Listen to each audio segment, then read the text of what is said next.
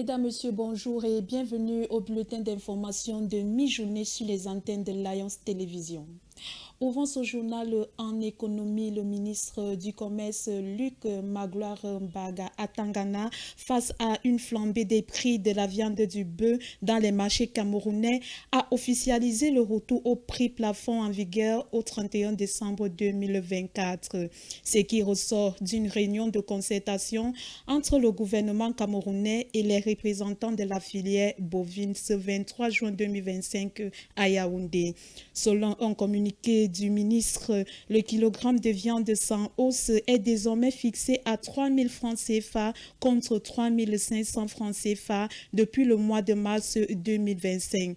Tandis que celui de la viande avec os revient à 2 500 francs le kilo après avoir atteint 3 000 francs CFA à la même période. Une mesure immédiate destinée à soulager les ménages confrontés à une flambée des prix de plus près de 3 mois.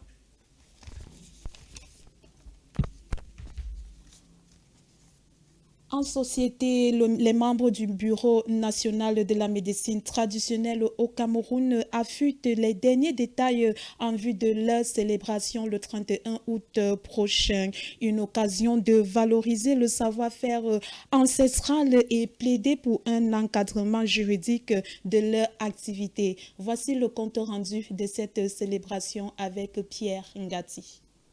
Venus des 4 coins du pays, les membres du Bureau national de gestion de la médecine traditionnelle se sont retrouvés dans la capitale camerounaise au sommet du mont Bankolo, dans l'arrondissement de Yaoundé 2e. Au cœur des échanges, l'organisation de la journée africaine de la médecine traditionnelle. Une rencontre stratégique, la toute première du genre, pour ce bureau mis sur pied il y a un temps. Sous l'agenda, on avait 3 choses à articuler. Premièrement, nous sommes en train de préparer la prochaine journée africaine de la médecine traditionnelle qui va avoir lieu le 31 août 2025.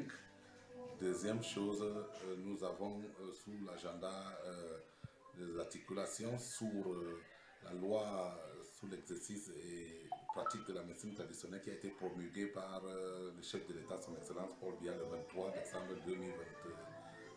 Nous avons également parlé de quelques divers qui concernent notre cuisine interne, comment fonctionner et de quelques comptes rendus par rapport au bureau national et comment continuer à sensibiliser les uns et les autres tradipraticiens sur de bonnes pratiques.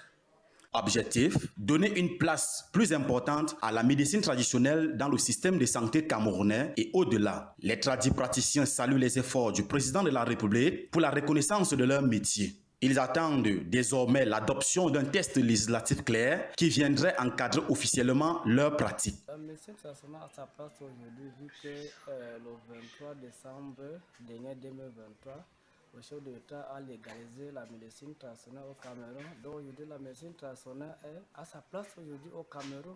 On est reconnu. Donc vraiment, nous sommes fiers et on remercie beaucoup le chef de l'État vraiment pour le bien qu'il nous a fait pour la médecine traditionnelle.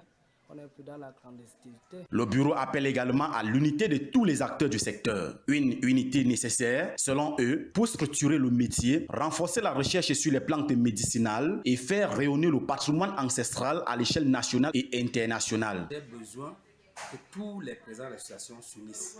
Que tous les présidents de l'association s'unissent pour faire un. Puisque quand on est un, c'est comme le balai. Vous avez un balai entier, on ne peut pas la casser. Mais quand on est éparpillé, on peut facilement casser. Donc moi, ce que j'attends de tous les médecins traditionnels au Cameroun, c'est d'être dans une même plateforme. La célébration prévue le 31 août 2025 est perçue comme une tribune de choix pour exposer ce savoir-faire millénaire. Les tradipraticiens camerounais entendent démontrer que la connaissance des plantes peut sauver des vies à condition que les pouvoirs publics accompagnent efficacement ces secteurs, notamment dans la recherche, la formation et la protection de l'environnement.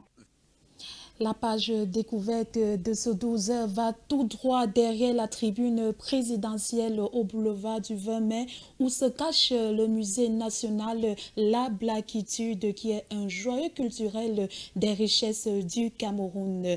Que cache ou du moins ce que renferme ce musée? C'est ce que nous allons découvrir à travers ce reportage.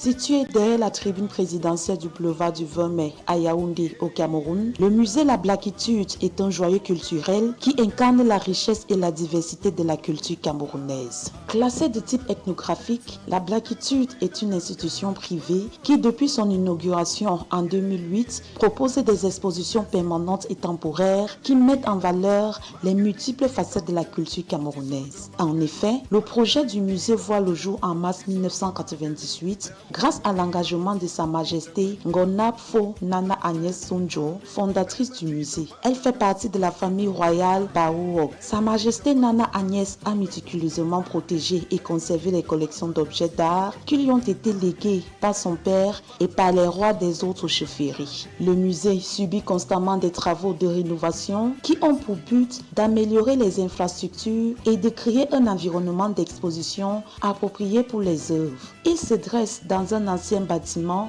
afin de créer des espaces d'exposition et de divers autres services comme la peinture, pour ne citer que cela. Ces expositions organisées autour des divers thèmes permettent aux visiteurs de s'immerger dans l'histoire et les traditions du Cameroun.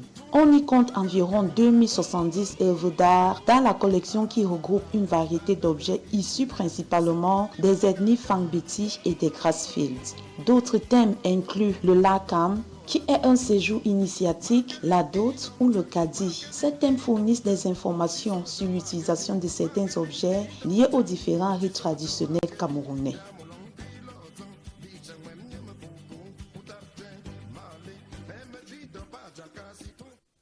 En sport, à présent, nous allons nous intéresser à cette suspension du président du syndicat national des footballeurs professionnels, Sorel Jérémy Njitap, qui est suspendu de toute activité liée au football. Une sanction qui a fait couler beaucoup d'encre et de salive de la part des fanatiques de la balle ronde. Que s'est-il réellement passé? Nous allons savoir davantage à travers ce reportage que signe Dominique Owanja. La suspension du président du syndicat national des footballeurs du Cameroun tombe comme un coup de massue pour les amoureux du football, ancien coéquipier du président de la Fédération camerounaise de football. Une sanction qui crée une vive polémique et continue de faire des remous dans le milieu footballistique. Pour certains, l'ancien sociétaire de Barcelone et de l'Inter de Milan n'utiliserait-il pas l'affaire de Boaké comme un prétexte pour écarter systématiquement tous ces potentiels challengers du football en vue des élections fédérales au sein de la fédération? D'autres, par contre, jugent normal et fondé les décisions prises par la maison de Tinga.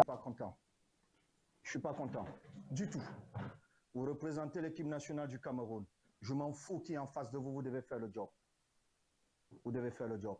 J'ai pleuré pendant plusieurs années parce que je manquais mes Coupes du Monde, mais je sais quel problème j'avais. Je sais quel problème j'avais et pourquoi je ratais mes Coupes du Monde.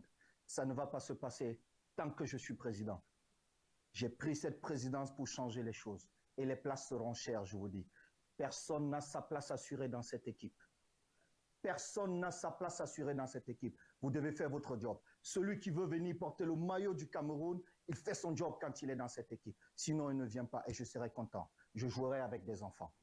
Paradoxe saisissant, le débat suscite beaucoup de controverses et est l'un des tranchés. Dans un communiqué rendu public, le locataire de l'instance fêtière suspend Jérémy Sorel Njitap de toute activité liée au football camerounais. Décision diversement appréciée par les adeptes du ballon rond. En effet, la commission d'éthique de la Fédération camerounaise de football a siégé en toute collégialité pour examiner les mobiles réels liés à l'incident orchestré pendant le match Cameroun-Gambie lors de la Coupe d'Afrique des Nations 2024 en Côte d'Ivoire. Après un examen minutieux sur l'incident, le président écope d'une amende d'1 million de francs CFA et d'une suspension de 5 ans de toute activité liée au football camerounais. Comme par voie de conséquence, ces sanctions prononcées pour violation des règles de conduite générale et manque de loyauté sont perçues par de nombreux observateurs comme disproportionnées et sans fondement juridique au regard des circonstances réelles de l'incident. Donc, je dis encore, c'est trop de suspension. Et ce n'est pas bien à la veille d'une élection à la présidence de la FECAFO. vous faites une mauvaise erreur. Je m'adresse à la commission d'éthique qui a suspendu ce jour le président du SYNAFOP, Jérémy Soren-Dita. Je ne suis pas d'accord. Jérémy Soren-Dita est une légende. L'ancien milieu de terrain des Lions indomptables n'est pas d'ailleurs seul dans cet imbroglio juridico-sportif. Son secrétaire général, maître Daniel Blaise-Ngoz, pour sa part, écope d'une suspension de 2 ans et d'une amende de 5 millions de francs CFA. Jérémy Soren-Dita ne paierait-il pas ses velléités de candidature à la présidence de la Fédération camerounaise de football? Hors de nos frontières, à présent, toujours dans le cadre de la guerre qui oppose Israël à Iran, malgré le cessez-le-feu décrété par Donald Trump, les frappes reprennent ce matin. Israël a fait part des tirs de missiles iraniens sur le nord de son territoire et a promu une réponse de haute intensité. En représailles aux attaques américaines survenues dans la nuit de samedi à dimanche, l'Iran a lancé lundi dernier, hier, une réplique symbolique contre la base militaire américaine au Qatar. Lundi, hier, le ministre israélien de la Défense, Israël Katz, avait indiqué que son armée frappait Téhéran avec une force sans précédent. Elle a pris pour cible la prison des 20 où sont détenus les prisonniers politiques des opposants et le couple de Français Cécile Kohler et Jacques Paris, emprisonnés depuis 3 ans.